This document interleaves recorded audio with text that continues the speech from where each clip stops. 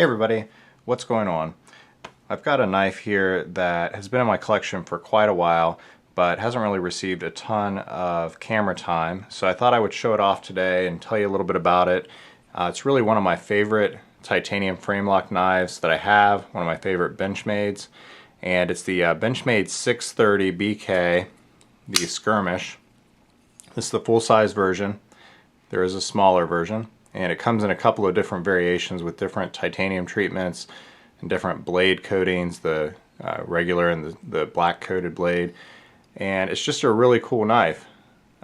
So it has been in a couple of my videos. I did a cut test video not too long ago that maybe you saw. It was pretty cool.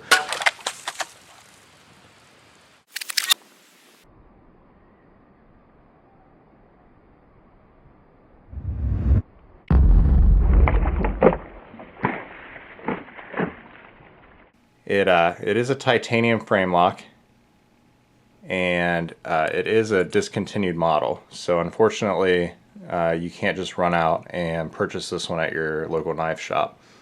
But they are around on the forums, and you can get them secondhand. I actually got this knife from a buddy of mine in a trade, and I'm really happy with it. Like I said, I've had it for probably, I don't know, 8 months or so, and I've used it, a little bit. I don't carry it a ton because it is kind of a little large, but I do carry it, some of the times, and it is a fun knife to carry, and I do really enjoy it. Like I said, it's a Neil Blackwood design. You can see his logo right here. Really cool logo. And there is a custom version of the Skirmish, which Neil puts out, and if you're interested, you should probably kind of Google that and take a look at it, because it's really cool. It's just like this. It's just, I think he makes different sizes. I know there's definitely a larger version that's even bigger than this one, and he does some really cool things with it. I actually saw a custom version of the Skirmish not too long ago at a knife show, and was just kind of blown away by it. But this is a really cool production version that Benchmade put out. This knife has been used. You can kind of see the finish there. It has a really cool, I like it. It's like a, just from use, it's like a pocket worn. The edges are a little bit shiny because they've been, kind of taken in and out of the pocket hundreds and hundreds of times. And it almost has like a stone washed appearance, just from regular scratches and stuff. But a lot of attention to detail that Benchmade put into this. I like the pillar design. The rounded edges are nice. It is a tip down right hand carry only, which is kind of a little bit of a drawback. And that pocket clip is kind of huge, you can see. But it does work really well. And I don't mind tip down sometimes, especially for larger knives like the military or the Skirmish. My SOCOM Elite is tip down. For some reason, I don't know, I think they do kind of carry pretty nicely tip down, so it doesn't bother me that much. You can see here that it is nicely centered. And it has this cool dimple design and these circles that are nicely chamfered or beveled or whatever they call that. And of course the hole opening mechanism, kind of like Spyderco. But this one's a little bit different because it has a few different holes, which is neat. And they are also beveled, which you can maybe see there.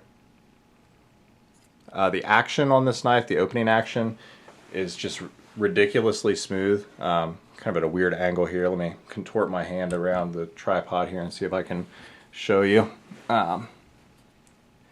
It just glides out. I think partially because of the weight of the blade. It just kind of gives it that momentum to open just with a little bit of a flick. Plus it has the phosphorus bronze washers, and I cleaned this knife, opened it up, cleaned it, and put in some CRK lubricating grease, which really kind of made it even more ridiculously smooth. You can see the lockup here. It's a little bit later. It's probably at like 60%, but it is really solid, which is great. There's no lock rock. Well, maybe a tiny bit actually. I don't really mess with it too much. I don't know if you can hear that. but it's alright. It's still very solid. I mean, I used this for that bottle cut test. I've hacked on some stuff. Never had any issue with it. One cool thing about this trade that I did, this knife came with a brand new blade, the one that's on it right now. Here's the blade that was on it when my buddy was using it for years, and you can kind of see the coating where it's rubbed away on the edges there a little bit, but all in all it held up really well. I mean, he's used this for years, and it was, I don't know how he came up with how he got a brand new blade from Benchmade that he never installed, never used or anything. But yeah, I was like, oh, that's awesome, man. This makes the trade even better. And look at how much, just over time and sharpening, how much it took off of this blade. It's pretty crazy. You can see that it's lost a good 1/4 of an inch in length probably, and it's just like so much thinner. So I don't know. I don't know how he sharpened it. Maybe he used a belt. Maybe I know he had it for years, so I think it's really more just the amount of time. So yeah, I thought that was kind of interesting. Overall, in the hand, fits really, really, really nicely. I love this thumb ramp and the jimping there. Works really nice. Has kind of this little choil here. Just feels great in the hand. And it's a good size. I love the handle size. It's about 5 inches, 5 1/4 inches. The blade length on this is about 4 1/4, so it is a longer blade. I'll do a quick size comparison for you, just to show you some other knives. This is my Surefire Charlie, the flipper that I had customized by Tough Thumbs with this titanium handle slab and the back spacer, fallout treatment. Cool knife. It's about almost a 4-inch blade. I think it's like 3 3/4. And I like these two because they're kind of like have a similar look going on. It's just that the Benchmade Skirmish has developed that weathered look over time, and this one was kind of stonewashed, kind of forced treatment to make it have that worn look. But yeah, these knives are really cool looking. Here's another one that you might be familiar with for the size comparison, which is the Zero Tolerance 0561 or 560, same, you know, size knife. And this is a larger knife. It's about a 4-inch blade. And you can see that it's pretty comparable to the Benchmade. I'm holding them basically butt to butt here on the end of the handle, but the Benchmade blade length is about another 1/4 inch, and I'll put them side by side down here too.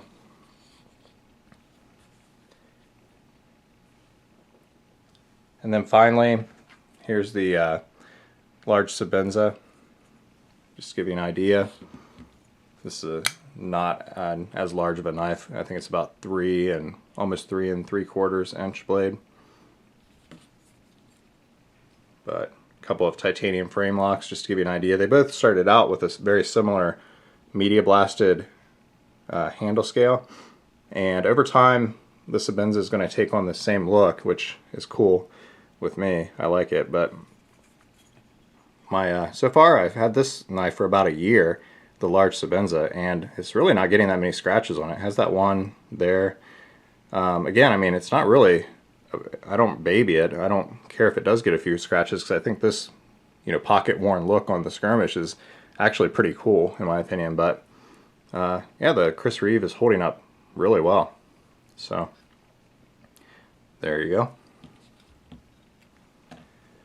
Alright, let me clear this out a little bit, and I think I've pretty much covered everything that I wanted to talk about with the Benchmade.